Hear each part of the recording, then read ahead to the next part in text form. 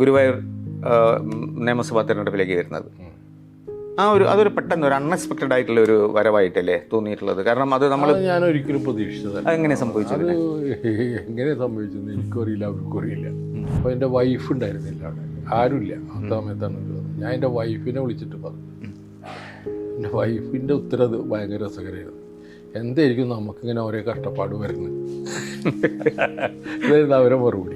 ഞാൻ ഒരുപാട് കാര്യങ്ങൾ പറഞ്ഞു. എനിക്ക് പ്രസംഗിക്കാൻ അറിയില്ല, എൻ്റെ കയ്യിൽ പൈസ ഇല്ല, ഇതൊന്നും അവരൊരു വിഷയമാക്കിയില്ല. പൈസ ഇല്ല എന്നൊക്കെ ഉള്ളത് കളവല്ലേ? അല്ല പൈസ അങ്ങനെ ഒരു തെരഞ്ഞെടുപ്പിന് കേൾക്കാനൊന്നും അത് അങ്ങനെ ചിലവർക്കൊരു ധാരണ ഉണ്ടായിരുന്നു. അവിടെ പരത്തിയൊരു കഥ എന്താ വെച്ചാൽ ഞാൻ പൈസ കൊടുത്തിട്ട് സീറ്റ് ചോദിച്ച ഒരു കഥ ഉണ്ടായിരുന്നു. അല്ല, മാടമ്പ് പറയുന്നുണ്ടല്ലോ, അവന്റെ ധാർഷ്ട്യം കണ്ടിട്ട് ഞാൻ വിചാരിച്ച ഒരു പൈസക്കാരനായിരിക്കുന്നു, പിന്നെ മനസ്സിലായി അതും ഇല്ല അവന്, അല്ലേ?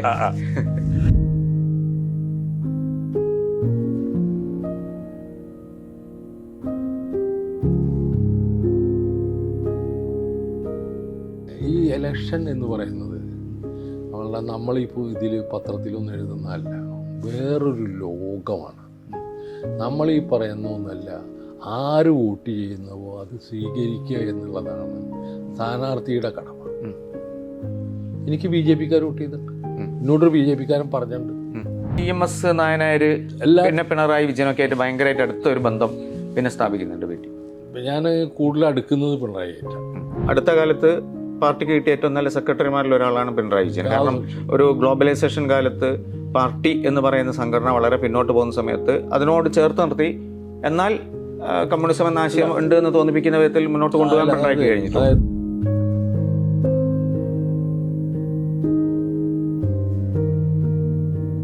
ഏതൊരു ജനതയെയും മോഡേണൈസ് ചെയ്യുന്നത് ആ ജനത മുഖ്യധാരയിൽ എങ്ങനെ പ്രവർത്തിക്കുന്നു എന്നുള്ളതാണ് ഒരു പ്രധാന വിഷയം. പിന്നെ പെൺകുട്ടികൾ ജോലിക്ക് പോകണ്ടെന്ന് പറയുന്നുണ്ട്. അല്ലെങ്കിൽ പെൺകുട്ടികൾ ജോലിക്ക് പോയില്ലെങ്കിൽ അവർ പട്ടിണി എടുക്കും. അതാണ് സാമൂഹിക ജീവിതം. രണ്ടാളും ജോലി ചെയ്താൽ തന്നെ കഷ്ടിമുഷ്ടിയാണ് ഇവിടെ കുടുംബം കഴിഞ്ഞു പോകും. അപ്പോൾ ഇത്തരത്തിലുള്ള സാമൂഹിക അന്തരീക്ഷത്തിൽ ഈ ക്ലേർജി എന്ന് പറയുന്നത് അവിടെ സ്ഥലത്ത് നിൽക്കുകയുള്ളൂ. കുറച്ച് കഴിയുമ്പോൾ ഇപ്പോഴുള്ള സ്വാധീനം പോലും അവർക്ക് ആ നിലയിൽ കൊണ്ടുവരാൻ പറ്റില്ല. കഴിഞ്ഞ 5 കൊല്ലത്തിൻ്റെ അനുഭവം ഉണ്ട് അവർക്ക്, മനസ്സിലായില്ലേ? കേരളത്തിലെ ജനങ്ങൾക്കും ഈ ഇവിടുത്തെ സാധാരണ മൈനോറിറ്റി വിഭാഗങ്ങളിലൊക്കെ പെട്ടവർക്ക് മനസ്സിലായി, ഈ 19 ആൾ പോയിട്ടും ഒരു വർത്തമാനം പോലും പറയാൻ പറ്റുന്ന ആളുകളായിരിക്കും. അത് സ്വാഭാവികമായിട്ട് നമ്മൾ അന്വേഷിക്കുമ്പോൾ കണ്ടെത്തുന്നതാണ്. ഒരു 10-12 സീറ്റിലേക്ക് പോയേക്കാം. ബേസിക്കായിട്ടുള്ള ചർച്ച കേരളീയ രാഷ്ട്രീയത്തിൽ വരാൻ പോകുന്നത് ഡൽഹി പൊളിറ്റീഷ്യനെയാണ്.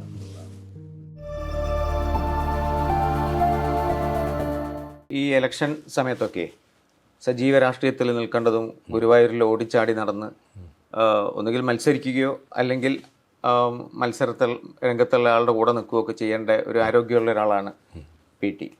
രാഷ്ട്രീയത്തിൽ നിന്നൊരു പിൻവാങ്ങിയ പോലെയുള്ള ഒരു നിൽപ്പാണോ ഇപ്പം നിൽക്കുന്നത്? ഒരിക്കലും അല്ല. ഞാൻ ഇപ്പോൾ ഈ ഇതിലുണ്ട്, ഈ തെരഞ്ഞെടുപ്പ് കമ്മിറ്റിയിലുണ്ട്, സജീവമായിട്ടുണ്ട്. അങ്ങനെ ഇതൊന്നുമില്ല. അല്ല, ഗുരുവായൂരിൽ പിന്നെയും ഒരു മത്സരത്തിലേക്ക് വരാണ്ടിരിക്കാനുള്ള ഇല്ല. ഞാനത് എന്ന് വെച്ചാൽ 3 പ്രാവശ്യം ഞാൻ മത്സരിച്ചു. 94, 96, 2001 തോറ്റു. ഈ തെരഞ്ഞെടുപ്പിൽ നമ്മൾ മത്സരിക്കുന്നത് വളരെ യാദൃച്ഛികമായിട്ടാണ്. 1-2 ടേം എന്നൊക്കെ പറഞ്ഞാൽ തന്നെ ധാരാളമാണ്. നമ്മളുടെ ഒരു ലൈഫുമായിട്ടത് ചെയ്തില്ല. കല്യാണം, മരണം, തീണ്ടാരി, ഇതിനൊക്കെ പോയിട്ട് മനുഷ്യർ വഴിക്കാവും. അപ്പോൾ 2001 ഞാൻ നമ്മുടെ പിണറായി വിജയനോട് ഞാൻ പറഞ്ഞത് എന്നെ ഒഴിവാക്കണമെന്ന്. ഇപ്രാവശ്യം എന്തായാലും പറ്റില്ല. 2004 തോറ്റ്. 2004 ഇലക്ഷൻ വന്നപ്പോൾ ഞാൻ അഡ്വാൻസായിട്ട് ജില്ലാ സെക്രട്ടറിയോട് എന്ന് പറഞ്ഞു. ഞാനില്ല, പിണറായിയോട് പറയാൻ പോയില്ല, ബേബി ജോണിനോടും പറയാൻ പോയില്ല. അങ്ങനെയാണ് ഞാനൊരു ചുളിവിൽ ഒഴിവായി കിട്ടുന്നത്. പിന്നെ ഞാൻ അതിന് ശ്രമിച്ചിട്ടുമില്ല, പിന്നെ ഞാൻ ആഗ്രഹിച്ചിട്ടുമില്ല. എനിക്ക് ആഗ്രഹമില്ല ഇനി. നമ്മൾ പ്രത്യേകമായ ഒരു രാഷ്ട്രീയവും പൊളിറ്റിക്സും ഒക്കെ ചെയ്യുന്നൊരു സിനിമ നല്ല രീതിയിൽ കലാപരമായി തന്നെ ചെയ്തിട്ടും അതിന് വേണ്ട രീതിയിൽ ഉള്ളൊരു അംഗീകാരം കേരള സമൂഹത്തിൽ നിന്ന് കിട്ടിയിട്ടില്ല. എന്നിരിക്കവെയാണ് അതിനിടയിലാണ് PT എന്ത് ചെയ്യുന്നത്, രാഷ്ട്രീയത്തിലേക്ക് പ്രവേശിക്കുന്നത്, ഗുരുവായൂർ നിയമസഭാ തെരഞ്ഞെടുപ്പിലേക്ക് വരുന്നത്. അതൊരു പെട്ടെന്ന് ഒരു അൺഎക്സ്പെക്റ്റഡ് ആയിട്ടുള്ള ഒരു വരവായിട്ടല്ലേ തോന്നിയിട്ടുള്ളത്? കാരണം അത് നമ്മൾ ഞാൻ ഒരിക്കലും പ്രതീക്ഷിച്ചതല്ല. അതെങ്ങനെ സംഭവിച്ചത്? അത് എങ്ങനെ സംഭവിച്ചെന്ന് എനിക്കും അറിയില്ല, അവർക്കും അറിയില്ല. ഒരു ദിവസം ഒരു ഉച്ചയ്ക്ക് ശേഷം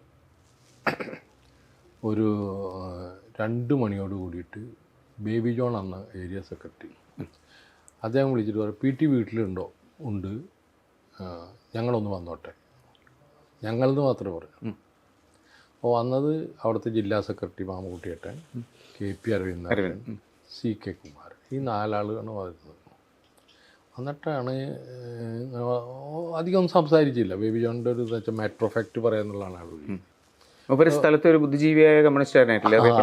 മാത്രമല്ല, അയാൾ വലിയ കോൺട്രിബ്യൂഷൻ നടത്തിയ ഒരാളാണ്. മൈനോറിറ്റിനെ പാർട്ടിയുമായിട്ട് അടുപ്പിക്കാൻ ഗുരുവായൂർ മണ്ഡലത്തിൽ ഏറ്റവും കൂടുതൽ പ്രയത്നിച്ച ഒരു മാതൃക കാണിച്ച ഒരാളാണ്. ശരി. അങ്ങനെയല്ല, അവരെയും കൂടി നേതൃത്വത്തിൽ കൊണ്ടുവന്ന് അങ്ങനെയാണ്. അല്ലാണ്ട് വെറുതെ അനുയായികളാക്കിയിട്ട് നിർത്താനല്ല അദ്ദേഹം.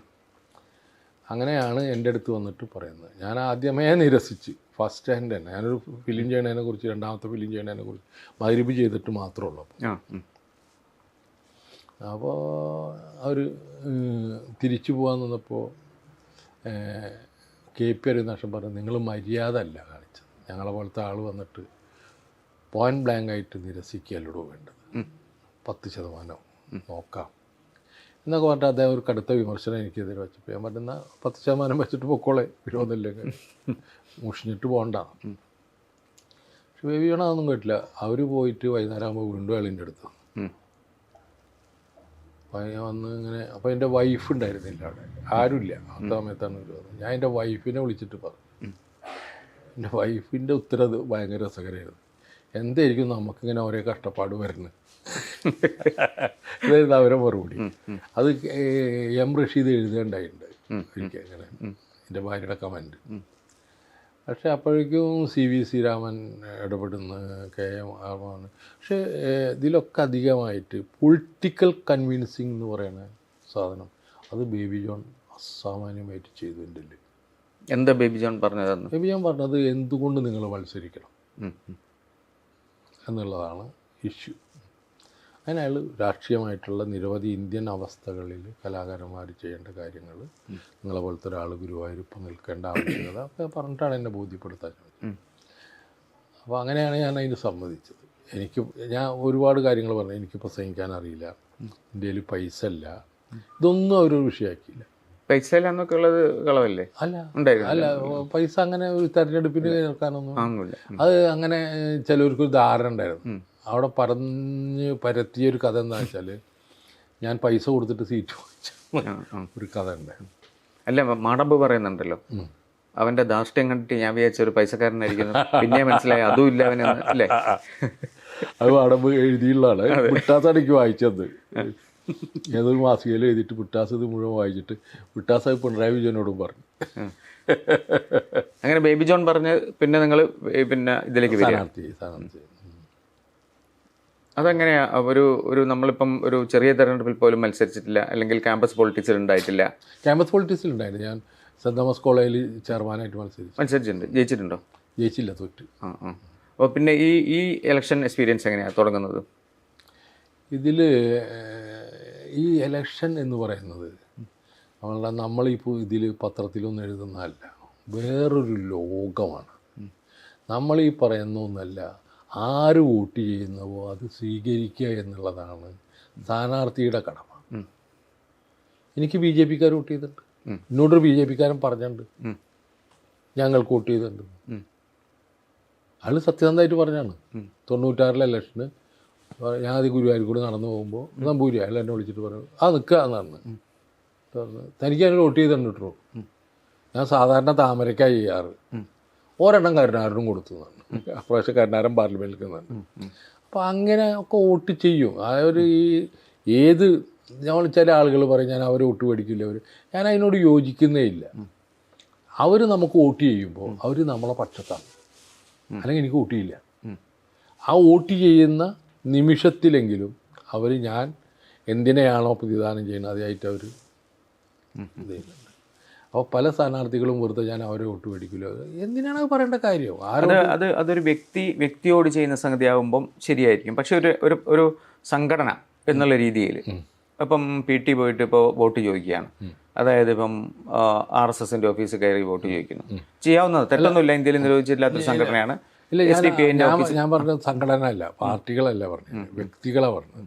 അപ്പോൾ ഏതെങ്കിലും പാർട്ടിയിൽ പെടുന്ന വ്യക്തികൾ, അയാളിപ്പോൾ BJPക്ക് വോട്ട് ചെയ്തിട്ടില്ല, BJPയിലുള്ള ഒരാളാണ് എനിക്ക് വോട്ട് ചെയ്തത്. അതെ, മനസ്സിലായില്ലേ? അത് രണ്ടും രണ്ടാണ്. ഞാൻ പറഞ്ഞത് അതാണ് പറഞ്ഞത്, ഇൻഡിവിജ്വലായിട്ട് നമുക്ക് വോട്ട് ചെയ്യുന്നത്. അല്ലാണ്ട് മറ്റേതൊരു പാർട്ടി ആയിട്ടുണ്ടെങ്കിൽ ഒരു രാഷ്ട്രീയ ധാരണയുടെ അടിസ്ഥാനത്തിലാണല്ലോ. അല്ലാണ്ട് ഒറ്റയ്ക്ക് വന്നിട്ട് ഒരു പാർട്ടി എനിക്ക് വോട്ട് ചെയ്യില്ലല്ലോ, ഇല്ല. അപ്പോൾ അതാണ് അതിൻ്റെ ഒരു ഇതായിട്ട് തോന്നുന്നത്.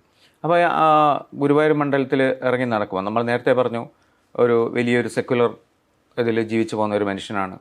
ഗുരുവായൂർ എന്നുള്ള വലിയൊരു ക്ഷേത്രമുണ്ട്, തൊട്ടടുത്ത് ചെറിയ പള്ളിയും ചെറു ക്ഷേത്രങ്ങളും ഉണ്ടെങ്കിലും ഗുരുവായൂർ ഒരു ഐക്കോണിക് ആയിട്ടുള്ള ഒരു ക്ഷേത്രമാണ്. അപ്പോൾ നമ്മൾ പ്രതീക്ഷിക്കുക എന്താണ്, ഒരു ഹിന്ദു ഒരു മനസ്സിലുള്ളൊരു പ്രദേശമാണ് ഗുരുവായൂർ എന്ന് നമ്മൾ പ്രതീക്ഷിക്കും. പുറത്തുള്ള ഒരാൾ എന്താണ് നിങ്ങൾക്ക് ആ മണ്ഡലത്തെ പറ്റി ഒരു, എന്തായാലും എല്ലാ സ്ഥലത്തും എല്ലാ മുക്കും മൂലയും പോകണമല്ലോ. അതായത് എബവ് 50% മൈനോറിറ്റിയാണ് ആ മണ്ഡലത്തിൽ. പക്ഷേ എന്നെ സംബന്ധിച്ചോളം ഗുരുവായൂർ അമ്പലനട എണ്ണിയപ്പോൾ എനിക്ക് കുറച്ച് വോട്ട് കുറഞ്ഞു, മൂന്നാമത്തെ പ്രാവശ്യം. അപ്പോൾ ഞാൻ പോളിംഗ് ബൂത്തിൽ നിന്ന് മെല്ലെ വീട്ടിലേക്ക് പോയി. എനിക്കറിയാം ആ അമ്പലനടയിൽ എനിക്ക് വോട്ട് കുറഞ്ഞാൽ എൻ്റെ അർത്ഥം ഞാൻ തോറ്റു എന്നാണ്. മനസ്സിലായില്ലേ? അത് അത്രയും ഷുവറാണ് എനിക്ക് ആ പ്രദേശം. ഏതാണ്ട് മറ്റേ ഒരു ആത്മീയമായ വിചാരമല്ല അല്ല. അമ്പലനടയിലെ ആളുകൾ, അവിടുത്തെ കീഴ്ശാന്തിക്കാർ, അവിടുത്തെ സുഹൃത്തുക്കൾ, അവിടുത്തെ പല രീതിയിലുള്ള കച്ചവടക്കാർ ഒക്കെ നമ്മളായിട്ട് ബന്ധമുള്ളവരാണ്. ഇത് കാലത്ത് നമ്മൾ വായനശാലയിലായിട്ടും അവിടെ ആയിട്ടും എപ്പോഴും നടക്കുന്ന ആളുകളാണ്. അതാണ് അതിനെ കുറിച്ചിട്ടുള്ളത്. അല്ല, പിന്നെ ജയിക്കാണല്ലോ ചെയ്യുന്നത്. ജയിച്ചത് ഞാൻ ജയിക്കുമെന്ന് പ്രതീക്ഷിച്ചിരുന്നു. പക്ഷേ അത് എൻ്റെ ഒരു അന്ധവിശ്വാസം, ഒരു ഓവർ കോൺഫിഡൻസ് ഉള്ള ആളാണ് പലപ്പോഴും ഞാൻ. എനിക്കിത് തോൽക്കുമെന്നുള്ള ധാരണ എനിക്കില്ല. പക്ഷെ എല്ലാവർക്കും തോൽക്കുമെന്ന് ധരിച്ചിട്ടാണ് ഇവരൊക്കെ വർക്ക് ചെയ്തിരുന്നാണ് ഞാൻ മനസ്സിലാക്കുന്നത്. പക്ഷേ എന്തോ കാരണവശാൽ എണ്ണി കഴിഞ്ഞപ്പോൾ 2000 വോട്ട് ഞാൻ ജയിച്ചിരിക്കുന്നു. അത് അവിശ്വസനീയമായ ഒരു, അതും മുസ്ലിം ലീഗിൻ്റെ ഒരു കൊട്ടൊക്കെ തകർക്കല്ലേ ചെയ്തത്. എനിക്ക് തോന്നുന്നു അന്ന് EMS അതിനെപ്പറ്റി പറയുന്നുണ്ട്, എഴുതുകയും ചെയ്തിട്ടുണ്ട്.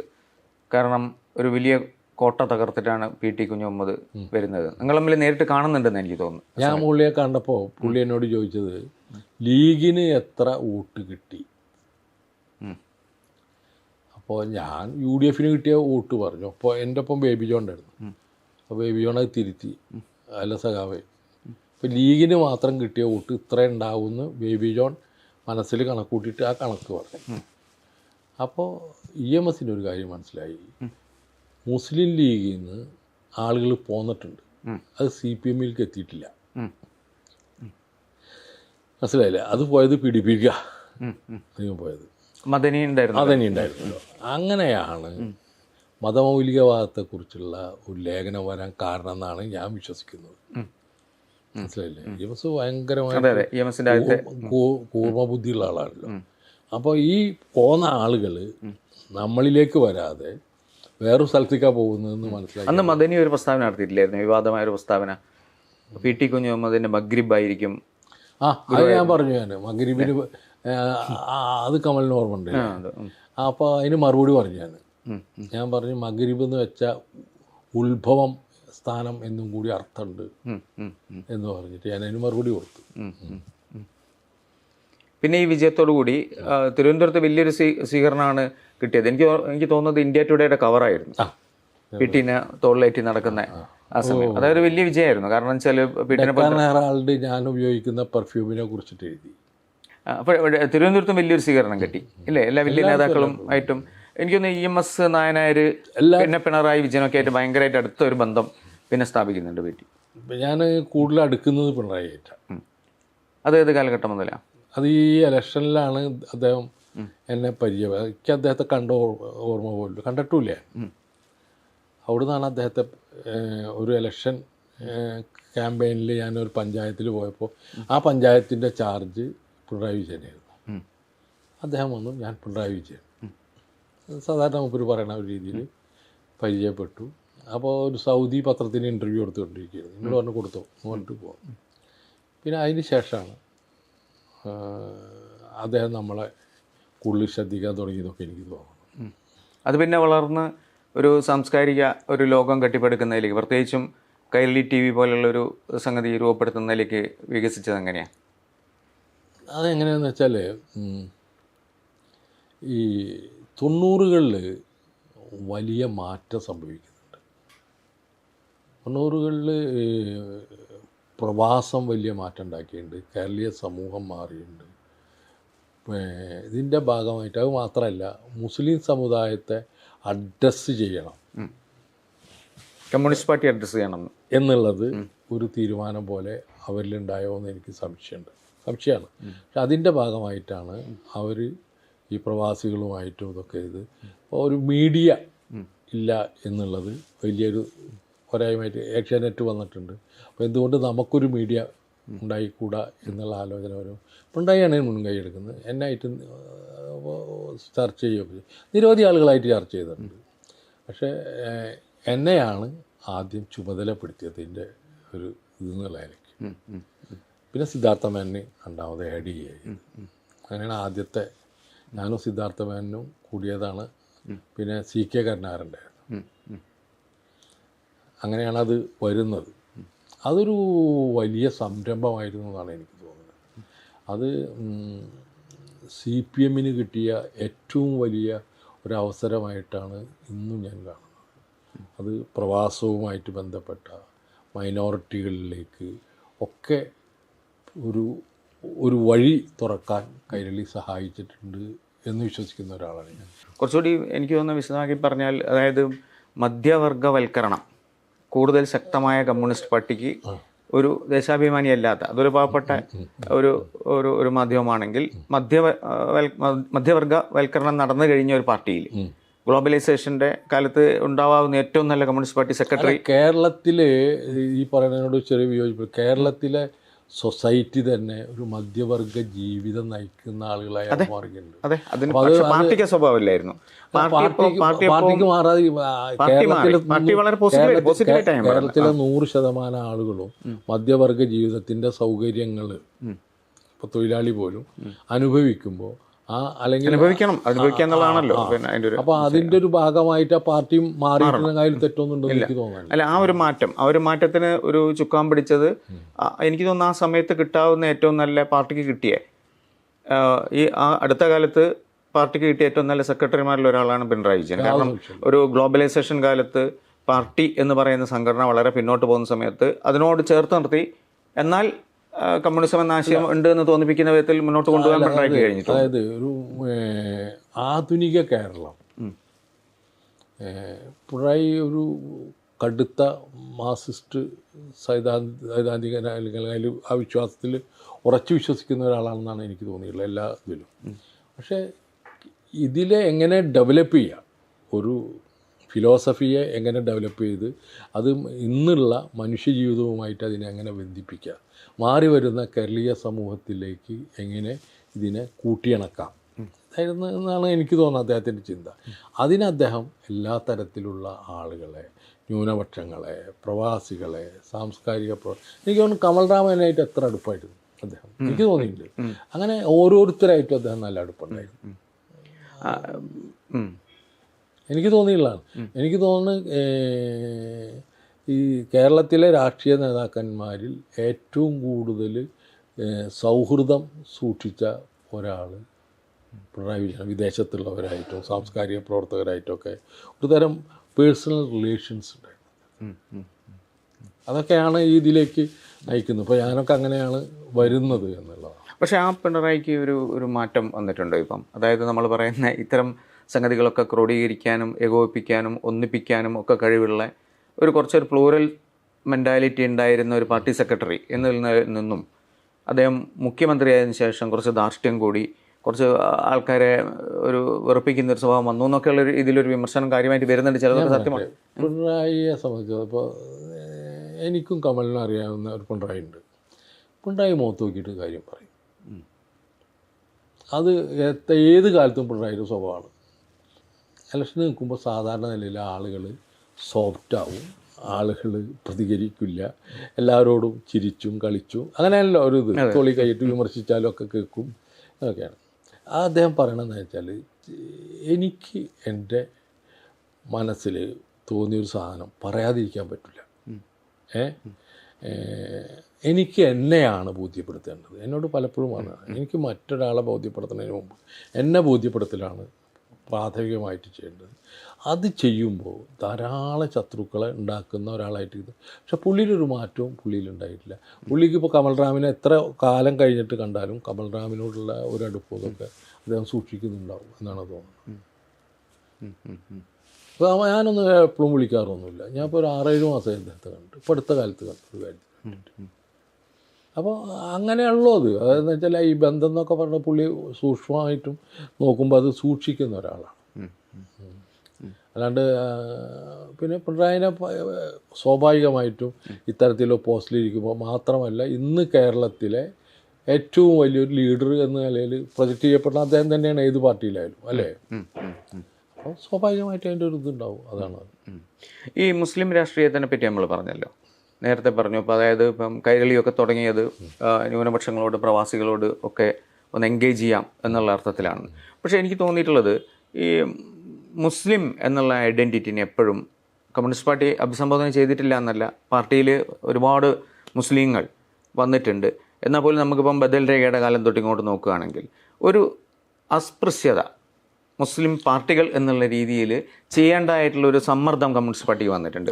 ഒരു ഉദാഹരണം പറയുകയാണെങ്കിൽ ഇപ്പം ഭരിച്ചുകൊണ്ടിരിക്കുന്ന സർക്കാരിൽ കൃത്യമായിട്ടും ക്രിസ്ത്യൻ പ്രാതിനിധ്യം നമുക്കറിയാം. പ്രത്യക്ഷത്തിൽ ക്രിസ്ത്യൻ നാമധേയമല്ലാത്ത പാർട്ടിയുടെ നല്ല സാന്നിധ്യമുള്ളത് കൊണ്ട് തന്നെ ഒരു ക്രിസ്ത്യൻ എൻഗേജ്മെൻറ്റിനുള്ള ഒരു സ്പേസ് അവിടെയുണ്ട്.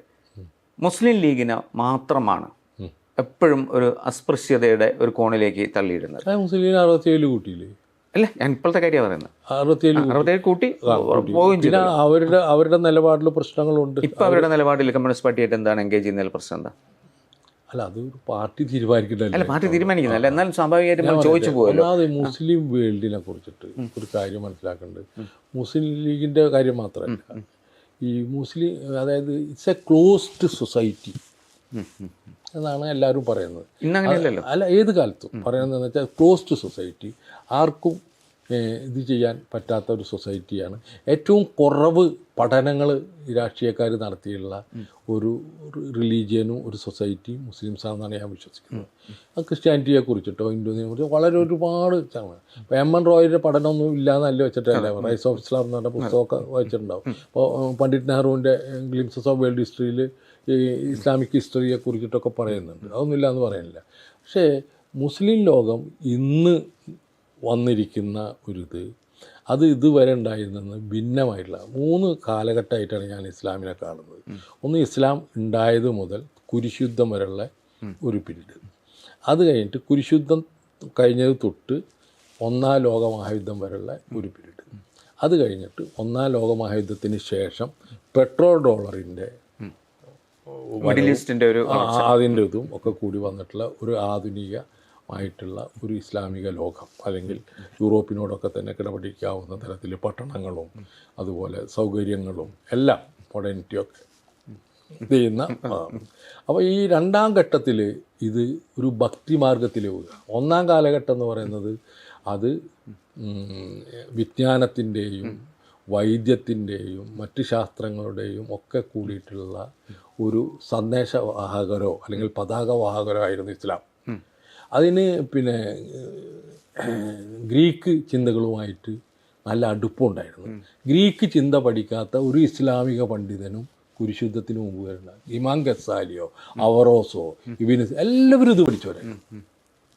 അപ്പോൾ അത്തരത്തിലുള്ള ഒരു മോഡേണിറ്റിയും അതുപോലെ തന്നെ ഒരുപാട് സയൻറ്റിഫിക്കായുള്ള റിസർച്ചൊക്കെ നടത്തിയ ഒരു സൊസൈറ്റി പിന്നീട് കുരിശുദ്ധത്തിന് ശേഷം അവർ ഒരു മതത്തിൽ മാത്രം അധിഷ്ഠിതമായിട്ടുള്ള ഒരു വിഭാഗമായിട്ട് മാറുകയും ചെയ്തത്. ഇതിലേക്കാണ് ഈ പെട്രോൾ ഡോളർ വരുന്നത്. ഈ പെട്രോൾ ഡോളർ വരുമ്പോൾ ഈ മോഡേണിറ്റിയും വരുന്നുണ്ട്, ഈ പറഞ്ഞ യാഥാസ്ഥികത്തിൻ്റെ തുടർച്ചയുണ്ട്. ഇത് തമ്മിലുള്ള ഫൈറ്റ് ഇപ്പോൾ നല്ലോണം. ഒരു വലിയൊരു പാരഡോക്സ്, ഒരു കോൺഫ്ലിക്റ്റ് അവിടെ നടക്കുന്നത്.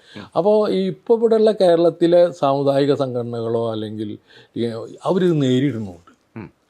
ഇപ്പോൾ കുടുംബങ്ങളിലെല്ലാവർക്കും വിദ്യാഭ്യാസമുണ്ട്, പെൺകുട്ടികൾക്കൊക്കെ വിദ്യാഭ്യാസമുണ്ട്. അവരൊക്കെ തന്നെ ഇവർ പറഞ്ഞൊന്നും കേട്ടോണമെന്നില്ല. മനസ്സിലായില്ലേ? അവർക്കും ഇവർ പറഞ്ഞെന്ന് പറഞ്ഞു കഴിഞ്ഞാൽ ആരാണ് ഈ സമുദായ സംഘടനകൾ മുഴുവൻ പറഞ്ഞു കേട്ടോണമെന്നില്ല. അപ്പോൾ അവരുടെ വീട്ടിലൊക്കെ തന്നെ അവരവരുടെ വീട്ടിലും തന്നെ കുട്ടികൾ എഡ്യൂക്കേറ്റ് ചെയ്യുന്നു, മോഡേണൈസ് ചെയ്യുന്നു, ഇതാക്കുന്നു. അപ്പോൾ അതുകൊണ്ടൊക്കെ തന്നെ ഈ മതപണ്ഡിതന്മാരുടെ മുഴുവൻ അല്ലെങ്കിൽ അവരുടെ പഴയ രീതിയോടൊന്നും അവർക്കിതില്ല. കൾച്ചറലായിട്ടൊക്കെ തന്നെ വലിയ അഡ്വാൻസ്മെൻ്റാണ് നടത്തുന്നത്. സിനിമ, സംഗീതം, അങ്ങനെ എല്ലാ മേഖലകളിലും അവർ എഴുത്ത്, സാഹിത്യം, ഇതിലൊക്കെ തന്നെ മുസ്ലിം ഇത് സാന്നിധ്യം വളരെ പ്രകടമായിട്ട് വരുന്നൊരു കാരണം. അപ്പോൾ ഇത്തരത്തിലുള്ള ഒരു പഠനം ഈ ഇന്ത്യയിലെ തന്നെ അല്ലെങ്കിൽ ലോകത്തിലെ തന്നെ മതേതര ശക്തികളോ ഒന്നും നടത്തുന്നില്ല എന്നുള്ളതാണ്. ഇത് വെറുതെ ഈ ഒരു തെരഞ്ഞെടുപ്പ് ദിനമല്ലാതെ ഇതിലേക്ക് കടന്നു ചെന്നിട്ട് ഇത് എന്താണെന്നും എങ്ങനെ അത് പിന്നെ പി ടി ഉദ്ദേശിക്കുന്നത് ഈ മാറുന്ന മുസ്ലിം ക്രമത്തിന് ഒരു സൈദ്ധാന്തികമായിട്ട് പുറത്തുള്ള ഒരു പൊതുസമൂഹം വീക്ഷിക്കുന്നില്ല എന്നോ അല്ലെങ്കിൽ അവർക്ക് മനസ്സിലാവുന്നില്ല. അല്ല, മനസ്സിലായാൽ തന്നെയുള്ള ഒരു പ്രശ്നമല്ലേ. കാരണം ഈ ക്ലേജി പല വിഭാഗത്തിൽപ്പെട്ട ഇത്തരത്തിലുള്ള പ്രാസ്ഥാനിക പണ്ഡിതന്മാർ, അത് ഒന്നും രണ്ടും അല്ല. അതായത് ഇപ്പം നമ്മളിപ്പോൾ ഇസ്ലാം എന്ന് പറയുമ്പോൾ കേരളത്തിൽ ഇസ്ലാം എന്ന് പറഞ്ഞു കഴിഞ്ഞാൽ ഒരുപാട് ഇസ്ലാമുണ്ട്. 1500 ധാരകളുണ്ടെന്ന് പറഞ്ഞു സൂഫിക്ക് കേരളത്തിൽ. Can you believe it? അതാ പറഞ്ഞു. അപ്പൊ 1500 ധാര ഉണ്ടെന്നാണ് ഒരു സ്റ്റഡി പറയുന്നത്. അപ്പൊ അത് ഓരോന്നോരോന്നായിട്ട് പഠിക്കാന്ന് പറയുന്നതും വലിയൊരു പ്രയാസം. ഞാൻ പറഞ്ഞതെന്ന് വെച്ചാൽ ആ സൊസൈറ്റിയെ ഒന്ന് പഠിച്ചുകൊണ്ട് വേണം നമ്മൾ ഇതിലേക്ക് പോകാനും കാര്യങ്ങൾ ഇത് ചെയ്യാനൊക്കെ. പഠിക്കുന്നില്ല എന്നൊന്നും ഞാൻ പറയുന്നില്ല, പക്ഷേ അത് വെറും ഇലക്ട്രൽ പൊളിറ്റിക്സിന് മാത്രമായിട്ടല്ല. നമ്മൾ ഒരു സൊസൈറ്റിയെ എങ്ങനെ മുഖ്യധാരയിലേക്ക് കൊണ്ടുവരണം, എങ്ങനെ മുഖ്യധാര പാർട്ടികളുമായിട്ട് ബന്ധിപ്പിക്കണം. ഒന്നാമത് ഏതൊരു ജനതയെയും മോഡേണൈസ് ചെയ്യുന്നത് ആ ജനത മുഖ്യധാരയിൽ എങ്ങനെ പ്രവർത്തിക്കുന്നു എന്നുള്ളതാണ് ഒരു പ്രധാന വിഷയം. ഉദാഹരണമായിട്ട് കല, സാഹിത്യം, സിനിമ, ഇത്തരം രംഗങ്ങളിലൊക്കെ ഈ സമുദായത്തെ എങ്ങനെ ഉപയോഗിക്കുന്നു, ഈ സമുദായം എങ്ങനെ ചർച്ച ചെയ്യപ്പെടുന്നു, അതൊക്കെ ഒരു വലിയ കാര്യമായിട്ടാണ് എനിക്ക് തോന്നുന്നത്. അപ്പോൾ അങ്ങനെ ചർച്ച ചെയ്യുമ്പോഴാണ് ആ സൊസൈറ്റിയെ നമ്മൾ പഠിക്കുന്നത്. ആ പഠനങ്ങളൊക്കെ നമുക്ക് പലപ്പോഴും കുറവാണ്. പിന്നെ ഒരു കാര്യം, ജനസംഖ്യാ അനുപാതമുള്ള റെപ്രസെൻറ്റേഷൻ കേരളത്തിലെ ജനാധിപത്യ രാഷ്ട്രീയ പ്രസ്ഥാനങ്ങളിൽ വരുന്നതോടുകൂടി ഇപ്പോൾ 27% ഇസ്ലാം വിശ്വാസികളും 19% ക്രിസ്ത്യാനികളും അടങ്ങുന്ന ഒരു പോപ്പുലേഷനാണുള്ളത്. അപ്പോൾ ആ റെപ്രസെൻറ്റേഷനൊക്കെ വരുന്നതോട് കൂടിയിട്ട് സെക്കുലറിസം കൂടുതൽ ശക്തമാവുക ചെയ്യും. എല്ലാ സൊസൈറ്റിയിലും അതിൻ്റെ ഒരു ഇക്വേഷൻസ് ഉണ്ടാവും. ഇപ്പോൾ എല്ലാ രംഗത്തും അതിപ്പോൾ അങ്ങനെ കരുതി കൂട്ടിയൊന്നും ഉണ്ടാക്കാൻ പറ്റുന്നതല്ല. മനസ്സിലായില്ലേ? അപ്പോൾ അത്തരത്തിലുള്ള പഠനങ്ങളും ചർച്ചകളും ഇതും ഒക്കെ ഓരോ സമുദായത്തിൽ നിന്നും വരേണ്ടതുണ്ട്, മുസ്ലിം സമുദായത്തിൽ നിന്നും വരേണ്ടതെന്ന്. പക്ഷെ അതിൽ ഒരു പ്രശ്നമായിട്ട്, ഒരു വിഘ്നമായിട്ട് നമുക്ക് കാണാൻ പറ്റുന്നത് ഈ ഇപ്പോൾ ഇസ്ലാമിക പ്രസ്ഥാനങ്ങൾ പലതരത്തിലുണ്ട് കേരളത്തിൽ. അതിൽ പലതിനും ഭിന്നാഭിപ്രായങ്ങളാണ്. ഇപ്പം സ്ത്രീകളുടെ കാര്യത്തിലായാലും, സ്ത്രീകളുടെ വിദ്യാഭ്യാസത്തിൻ്റെ കാര്യത്തിലായാലും, അല്ലെങ്കിൽ അവരുടെ പ്രാർത്ഥനയുടെ കാര്യത്തിലായാലും, അവരുടെ വസ്ത്രത്തിൻ്റെ കാര്യത്തിലായാലും ഒക്കെ ഭിന്നാഭിപ്രായങ്ങളായതുകൊണ്ട് തന്നെ ഒരു കോമൺ ആയിട്ട് ഇപ്പം പി ടി പറഞ്ഞ വിദ്യാഭ്യാസം എല്ലാ വീടുകളിലും ചെല്ലുന്നുണ്ട്, വസ്ത്രത്തിൻ്റെ പുതിയ സങ്കല്പങ്ങൾ ചെല്ലുന്നുണ്ട്, അല്ലെങ്കിൽ ടെലിവിഷൻ്റെ അല്ലെങ്കിൽ പുതിയ മീഡിയ കടന്നു ചെല്ലുന്നുണ്ട്, മനുഷ്യൻ്റെ ആശയങ്ങളൊക്കെ മാറി വരുന്നുണ്ട്. പക്ഷേ ഇതിനെ തടഞ്ഞു നിർത്തുന്ന ഒരു വലിയ ഒരു പുരുഷാധികാര പ്രവണത പല സംഘടനകളായിട്ട് നിലനിൽക്കുന്നില്ലേ?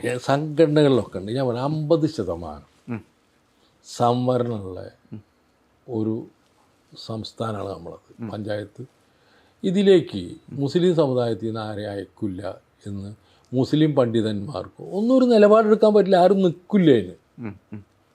ഇവർ നിലപാടെടുത്തിട്ട് അവനവൻ്റെ വീട്ടിലിരിക്കുക എന്നല്ലാണ്ട് മുസ്ലിം സമുദായം അത് കേൾക്കില്ല, ഒരു സൊസൈറ്റിയും കേൾക്കില്ല. അപ്പോൾ ഞാൻ ഒരു ഉദാഹരണം പറയാം. ബഹുഭാര്യത്വം ഒരു 10-30 കൊല്ലം മുമ്പ് വളരെ സർവ്വസാധാരണമായിട്ട് അംഗീകരിക്കും. ഇന്ന് ഒരു ഇടത്തരം കുടുംബത്തിൽ നിന്ന് ഒരാൾ 2 ഭാര്യനെ കല്യാണം കഴിച്ചാൽ അയാൾ നേരിടുന്ന ദുരിതത്തിനെന്ന് ചില്ലറ പ്രശ്നമല്ല.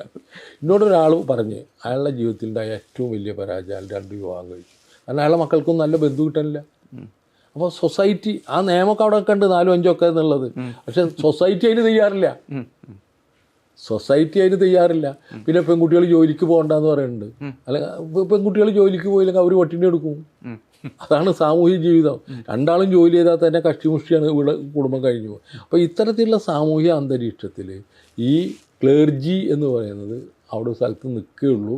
കുറച്ച് കഴിയുമ്പോൾ ഇപ്പോഴുള്ള സ്വാധീനം പോലും അവർക്ക് ആ നിലയിൽ കൊണ്ടുവരാൻ പറ്റില്ല. പക്ഷെ അവരൊന്ന് ഇപ്പോൾ ഞാൻ പറയുന്നത് മുസ്ലിംസൊന്നും ഇപ്പോൾ ഈ വിദ്യാഭ്യാസമുള്ളവരൊന്നും അവരെ എതിർക്കാനോ അവരെ ഇതാക്കാനോ ഒന്നും പോണില്ല.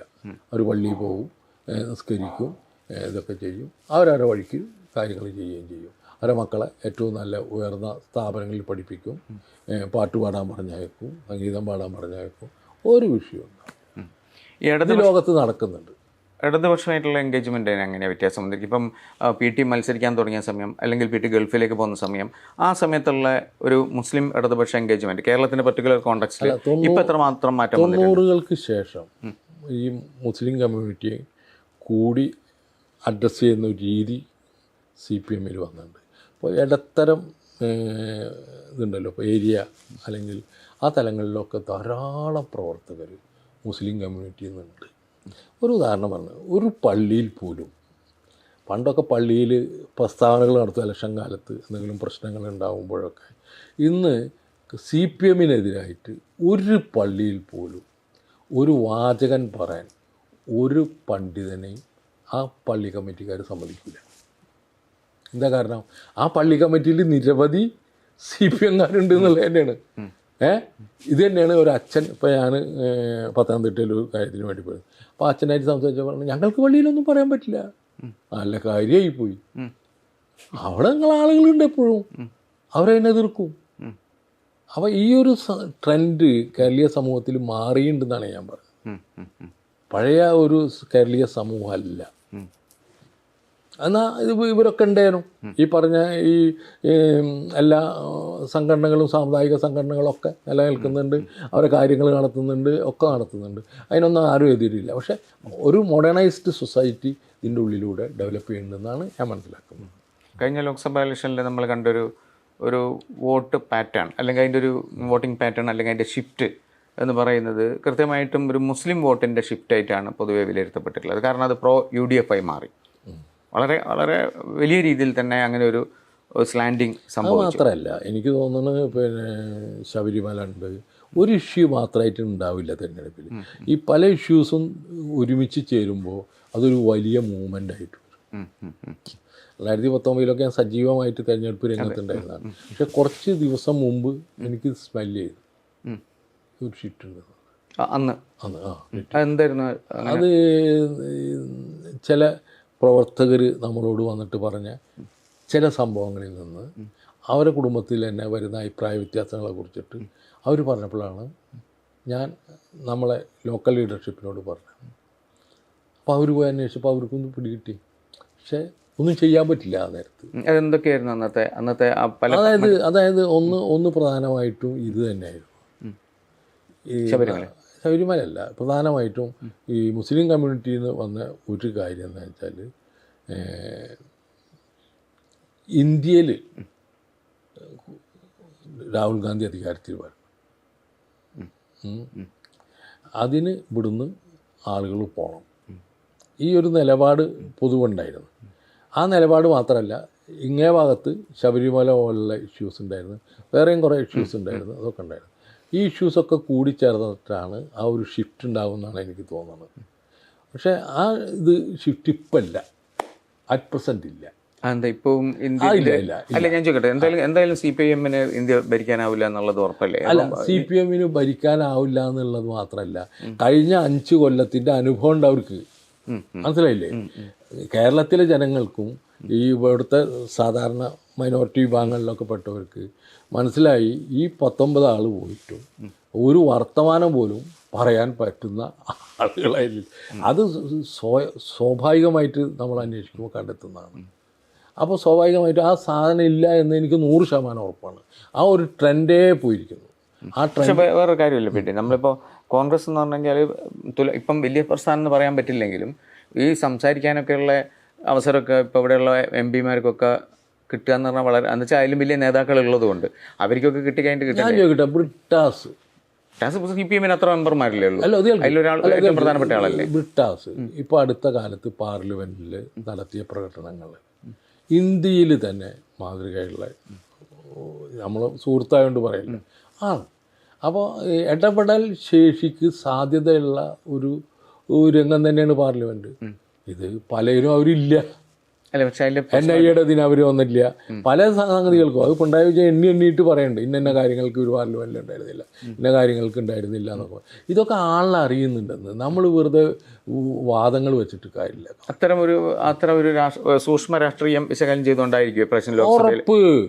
നോയിക്കോ കഴിഞ്ഞ പ്രാവശ്യത്തെ രാഷ്ട്രീയ തീരുമാനത്തിന് വിപരീതമായ ഒരു തീരുമാനം കേരളീയ ജനതയിൽ നിന്നുണ്ടാകുമെന്നാണ് എൻ്റെ ഒരു ചെറിയ റീഡിങ്ങിൽ. ഇപ്പോൾ ഏതാണ്ട് എത്ര സീറ്റ് പ്രതീക്ഷിക്കുന്നുണ്ട്? ഏതാണ്ട് ഒരു നമ്മുടെ ഒരു രാഷ്ട്രീയ വിശകലനം വെച്ചിട്ട് കേരളത്തിൽ ഒരു അതിപ്പോൾ 20 കിട്ടുമെന്നാണ് ഇടതുപക്ഷക്കാരനായ ഞാൻ പറയേണ്ടത്. പക്ഷെ അങ്ങനെയല്ല, എന്നാലും സാധ്യത ഒരു യുക്തിഭദ്രമായ ഒരു ഇത് പറയണമല്ലോ. 20 കിട്ടില്ല എന്ന് നമുക്കറിയാമല്ലോ.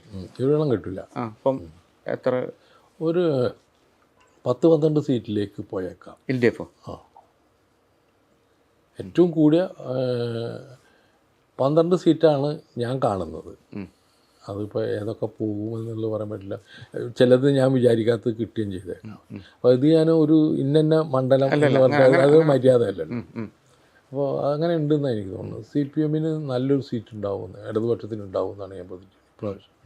അതിൻ്റെ കാരണം എന്ന് പറയുന്നത് ഇത് തന്നെയാണ്. ഇന്ത്യ നേരിടുന്ന അതിഗുരുതരമായ പ്രതിസന്ധിയിൽ ഇത്തരത്തിലുള്ള ഒരു മൂവ്മെൻറ്റ് കേരളത്തിലുണ്ടായിട്ട് അവരെ അയക്കാതെ കഴിഞ്ഞ പ്രാവശ്യം നടത്തിയ പോലുള്ള ഒരു തെരഞ്ഞെടുപ്പ് നടത്താൻ കേരളത്തിലെ ജനത തയ്യാറാവില്ല എന്നാണ് ഞാൻ മനസ്സിലാക്കുന്നത്. അത്തരത്തിലുള്ളൊരു വലിയൊരു സാക്ഷരത അല്ല, പല മൂവ്മെൻറ്റ്സും ചെറിയ ചെറിയ മൂവ്മെൻറ്റ്സ് കേരളത്തിലുണ്ട്. ഇവരൊക്കെ അത് സംസാരിക്കുന്നുണ്ട്. നിങ്ങൾ ഉദാഹരണമായിട്ട് ഒരു 10 വീട്ടിൽ കയറി, ഈ 10 വീട്ടിൽ കയറുമ്പോഴും നിങ്ങൾക്ക് കിട്ടുന്ന, ഇപ്പോൾ ഞാൻ പറയാം, മനോരമ നടത്തിയ ഒരു ഇതിൽ പിണറായി വിജയൻ ഗവൺമെൻറ്റിനെ പറ്റി 80% തരക്കേടില്ലാന്ന് അഭിപ്രായം പറഞ്ഞു. അപ്പം അതിൻ്റെ അർത്ഥം എന്താ? അപ്പോൾ ഈ നമ്മൾ വിചാരിക്കുന്ന പോലെയല്ല ആളുകൾ ധരിക്കുന്നത്. മീഡിയ പ്രൊപ്പഗേറ്റ് ചെയ്യുന്ന പോലെയല്ല കാര്യങ്ങൾ ധരിക്കുന്നത്. ആളുകൾക്ക് ഞാൻ എങ്ങനെയാണെന്ന് വെച്ചാൽ, ഞാൻ പലപ്പോഴും ഈ വീടുകളിലൊക്കെ പോകുമ്പോൾ സ്ത്രീകൾ TV കാണുമ്പോൾ അവരത് കാണുന്നുണ്ടാവില്ല. അപ്പോൾ അവരിങ്ങനെ നോക്കിയിട്ട് ഇവർ വിട്ടില്ലേ പിണറായിനെ, ഈ ചോദിക്കുമ്പോൾ അവരുടെ ഉള്ളിലുള്ള ഒരു പൊളിറ്റിക്സ് ഉണ്ടല്ലോ, അതാണ് അതൊക്കെ കാണിക്കുന്നത്. അല്ലെങ്കിൽ ഒരു കമൻറ്റ് പറഞ്ഞിട്ട് പോകും അവർ, പണിയെടുക്കണതിലിടയിലായിരിക്കും. അപ്പോൾ നമ്മൾ ഈ രാഷ്ട്രീയ തീരുമാനങ്ങളൊക്കെ കാണുമ്പോൾ പലപ്പോഴും ഇങ്ങനെ നമുക്ക് ചില ഇതുകൾ കിട്ടും. നമ്മൾ വെറുതെ കാര്യങ്ങൾ ഇതല്ല, നമുക്ക് കിട്ടുന്ന ഇൻഫർമേഷൻസ്. അപ്പോൾ തെരഞ്ഞെടുപ്പ് കാലത്ത് എൻ്റെ അഭിപ്രായത്തിൽ നിങ്ങളൊരു രാഷ്ട്രീയ ജീവിയാണെങ്കിൽ നിങ്ങൾ കേരളത്തിലൂടെ നടന്നാൽ നിങ്ങൾക്കൊരു ഫീൽ കിട്ടും, ഉറപ്പായിട്ട് കിട്ടും. You just walk. അതായത് കേരളത്തിൽ ഇപ്പം പിണറായിയുടെ നല്ല ലെഫ്റ്റ് ഗവൺമെൻറ്റിൻ്റെ ഭരണത്തിൻ്റെ ഒരു ഓഡിറ്റിംഗ് കൂടി നടത്തിക്കൊണ്ടായിരിക്കും ലോക്സഭയിലേക്ക് വോട്ടിങ് വരിക. ഒരിക്കലും അല്ല. പിന്നെ അതല്ല ഞാൻ പറഞ്ഞത് അങ്ങനെയല്ല. ഓഡിറ്റിംഗ് എന്ന് പറഞ്ഞപ്പോൾ ഈ ഗവൺമെൻറ്റിൻ്റെ വിഷയങ്ങൾ അത്ര പ്രസക്തമായിട്ട് തെരഞ്ഞെടുപ്പിൽ വരില്ല. ഈ ഒരുപാട് കാര്യങ്ങൾ ചെയ്ത ഗവൺമെൻറ്റാണ്, മനസ്സിലായില്ലേ? എന്നോടൊരു IAS ഓഫീസർ, വളരെ സീനിയറായുള്ള IAS ഓഫീസർ പറഞ്ഞു, കേരളത്തിൻ്റെ ചരിത്രത്തിൽ ഇത്രയും ഇൻവെസ്റ്റ്മെൻറ്റ് നടത്തിയൊരു കാലഘട്ടം വേറെ ഉണ്ടായില്ല. അത് വളരെ സത്യമായിട്ട് പറഞ്ഞു. അപ്പോൾ അത്തരത്തിലുള്ള ഒരുപാട് കാര്യങ്ങൾ ചെയ്ത ഒരു ഗവൺമെൻറ്റാണ് ഇത് എങ്കിൽ പോലും ഇവരെ മൈനസ് അല്ല ചർച്ച ചെയ്യാൻ പോകുന്നത്. That's what I say. അല്ലെങ്കിൽ ഇവരെ ഒരു പ്ലസ് അല്ല ചർച്ച ചെയ്യാൻ പോകുന്നത്. ഇവിടെ ചർച്ച ചെയ്യാൻ പോകുന്നത് ഇന്ത്യൻ പൊളിറ്റിക്സ് തന്നെയാണെന്നാണ് ഞാൻ വിശ്വസിക്കുന്നത്. ഒരു ചെറിയ ശതമാനമൊക്കെ കമൽ പറഞ്ഞിട്ടുണ്ടാവും. ബേസിക്കായിട്ടുള്ള ചർച്ച കേരളീയ രാഷ്ട്രീയത്തിൽ വരാൻ പോകുന്നത് ഡൽഹി പൊളിറ്റിക്സ് തന്നെയാണെന്നുള്ളതാണ്. അതായിരിക്കും നമ്മളൊക്കെ സാധാരണ, നമ്മൾ പഴയ കേരളമല്ലല്ലോ, അത്യാവശ്യത്തിന് വായനയും അറിവും ചിന്തയും ഒക്കെയുള്ള പൗരന്മാരല്ലേ. അപ്പോൾ ആ പുതിയ യുവാക്കളും ഈ രീതിയിൽ ചിന്തിക്കുന്നു. അങ്ങനെ കേരളത്തിൽ നിന്ന് ഏതാണ്ട് ഒരു 12ഓളം MP-മാർ LDF ഉണ്ടാവുമെന്നാണ് ഏറ്റവും ചുരുങ്ങിയതുണ്ടാവും. ചുരുങ്ങിയത് ഉണ്ടാവുമെന്നാണ് PT-യുടെ ഒരു പ്രതീക്ഷ. നമുക്ക് എന്തായാലും ഇലക്ഷൻ കഴിഞ്ഞിട്ടൊന്നും കൂട്ടിയിട്ട് സംസാരിക്കാൻ വിചാരിക്കുന്നു. ആയിക്കോട്ടെ.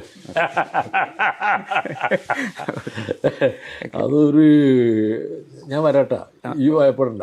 ഓക്കെ.